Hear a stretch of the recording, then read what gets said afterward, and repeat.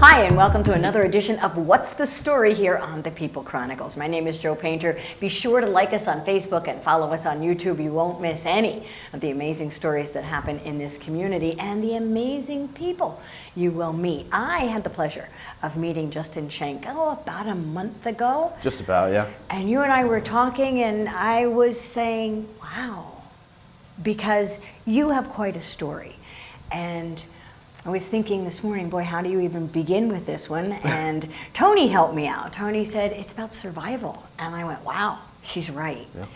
And so when you shared some of what happened, recently your mother passed away. Yes, about 5 months ago, yeah. And that's probably one of the toughest losses that we have. Yeah, it's tough. It was very tough. I mean, she wasn't very old. She was 58. But, you know, obviously with that, the journey started a long time ago. Can we go back to the beginning of that journey? Sure. So I grew up in Ocean City, New Jersey, very upper middle class. So I went from literally living in a $500,000 home with my family, and then based off of the choices my parents made, went from a $500,000 home to living in a trailer with my father and a 2-bedroom apartment with my mother.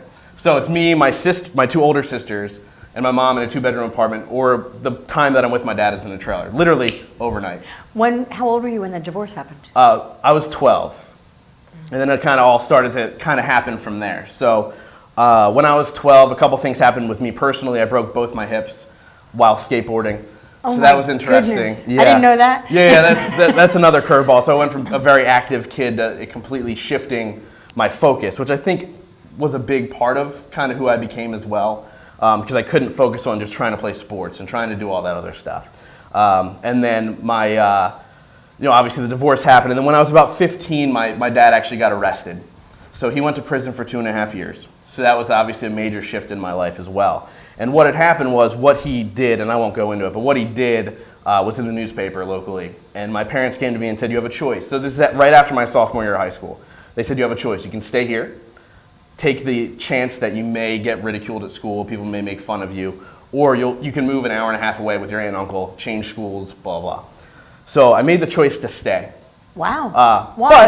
But, because I was like, whatever, this is my home, these are my friends, this is my life. If it happens, it happens. Okay. But 2 days later, my parents said, well, you're moving. So literally within a week, I moved away from everything I knew, moved in with my aunt and uncle, changed high schools, so on and so forth. That's hard to do in 10th grade, 9th, 10th grade. Yeah, I mean, it's really that kind of like shift, you know? My junior year was a mess. I did horribly in school, grade-wise. So it was hard to focus and all that good stuff. Was that here that you moved? No, I moved to the Cherry Hill area. Okay. So what had happened was my mom, so to kind of go into that part of the story, my mom had a 20-year pill addiction. So, oxycodones and so on and so forth. We're talking 30 pills a day. Whoa. Yeah, so life-altering. I mean, there were times in my life where I saw my mom petting a cat on her lap that wasn't really there. So and then she yelled at me for scaring the cat away when I asked her what she was doing. So, you see these things unfold in your life, and you go, well, what am I going to do? And this was happening when I was 18, 19 years old at this point, So I ended up moving to Reading because my mom was here. She had met a man. They worked for the same company. They were engaged, and then they broke up. So my mom was then living alone. But due to her addiction, she was having issues. So I ended up moving here to help out. So I moved in with her. Again, 1-bedroom apartment. I slept on a couch for about 8 months to help her out. And then she ended up moving back to New Jersey at that point. And I stayed. So 11 years later, I'm still in Reading. Very involved in the community and so on and so forth. It was really a girl that kept me here. Girls don't do that. Oh, jeez. But I stayed and fell in love with the community and tried to get involved as much as I possibly can. Growing up, and you're a teenager, you're a young boy. First of all, you're young, and your parents split up. That's tough on any child. Right. And complicate that or add to that mix, your father's in prison and your mother has an addiction. I'm guessing they thought you were going to choose to move when they said you have a choice, and then you didn't all of a sudden. Yeah, I think that's why they left it up to me, but then told me I had to, really. This is a classic, we can't control what happens to us, can we? Right. You couldn't control any of these things, big things happening in your life. So what did you do? How did you deal with that? I knew that I didn't want to be what they were.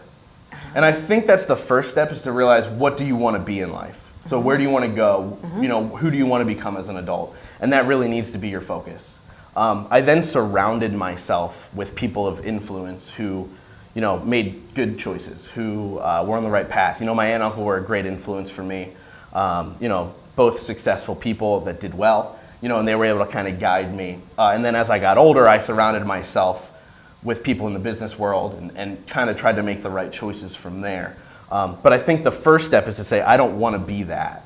I don't want to be a drug addict. I don't want to make the choices my father made. You know, and I do want to go back and say this. Both my parents were very loving. So that was a great base for me. No matter their demons, they loved me and my sisters. So, you know, with that being said, I think that was a good base for me. I can kind of sense that when you said you came here to take care of your mother, despite everything. Right. So there is love in this family, as you said, despite the demons. You're very wise in the things that you're talking about, and especially to have that insight as a teenager. So, I mean, you mentioned your aunt and uncle are mentors. Where else do you think that came from? That's a great question, and I don't really have the answer. I think the main thing was just searching for other things other than what I was in the midst of. So, you know, obviously my life was, what were my parents doing? And I think for a way to escape was to go, how do I become better? You know, and a lot of people go, how do I escape this? Drugs. Because that's what they saw. Exactly. You know what I mean? And I kind of went the other way, because my first thought was, I know I didn't want to be that. Right. I know I didn't want to be involved in that, you know? And so I kind of steered away from that, and I just went in the complete opposite direction. But I think the main thing is to surround yourself with people who, you know, are on the right path. For sure. Yeah. That's extraordinarily astute. To do that and know to do that despite your environment. We learn what we live, and they're almost subconscious go-tos. And you consciously chose not to go to. So, I mean, to me, Justin, you're the personification of, you can't control what happens, you can control how you react to it. Right, right. So all of that has led you where now? I mean, your mother recently passed away. Where's your father? My dad lives in New Jersey. I have an open relationship with my dad. We have a good relationship. Although there were 7.5 years I didn't talk to him at all. We talk now. Things are going great. You know, he's getting married in September. I'm the best man, so that's all exciting stuff. So that's obviously a good reconnection in life that I had. Right. After a 7.5 year absence. So, how about your sisters? They're both in New Jersey. My one sister's married with 2 kids. My other sister's divorced with a kid. They're amazing, phenomenal. Me and my sisters stayed extremely close. So many people come up to us and go, I wish I had what you guys had with my siblings. And, you know, that was obviously a major high point in my life. It wasn't always like that. When we were younger, we would beat each other up and do all that fun stuff. That's normal. That's very normal. But as adults, we've reconnected and you know, we're there to support each other.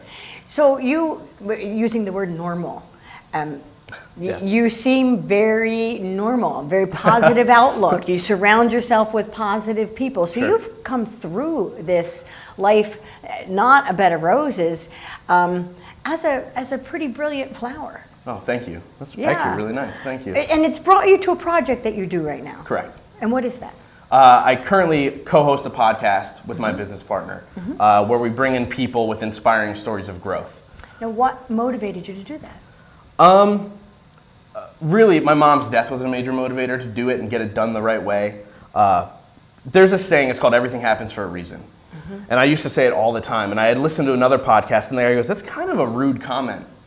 And I was like, that's interesting. He goes, if you think about it, I don't think kids die of terminal diseases for a reason. But to add to what he said, you think about it and you go, then let's take bad things that happen and make sure they weren't in vain. So how do I take something good out of something bad?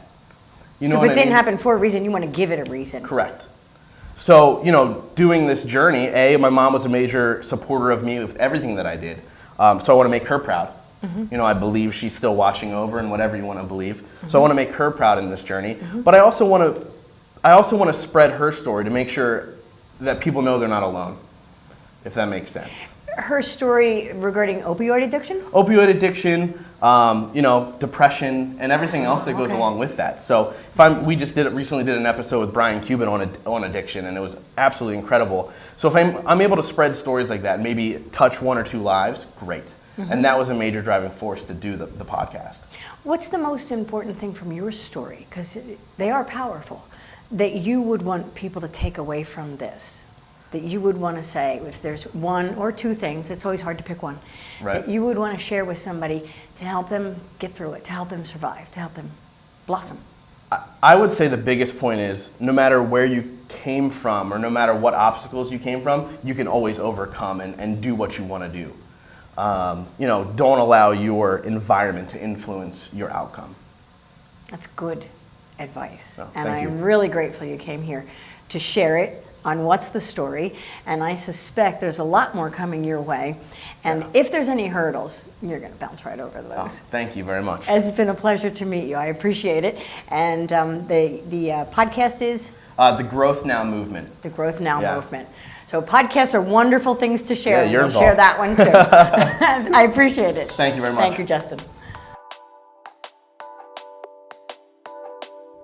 Want to know more about who's doing what in Berks County? Check out the stories on thepeoplechronicles.com. These community stories are made possible in part by BCTV, Susie Ray Design, Queen City Family Restaurant, Lamar Advertising, Heidelberg Family Restaurant, Reading Air, Lions and Hole, Peanut Bar, and Kutztown University.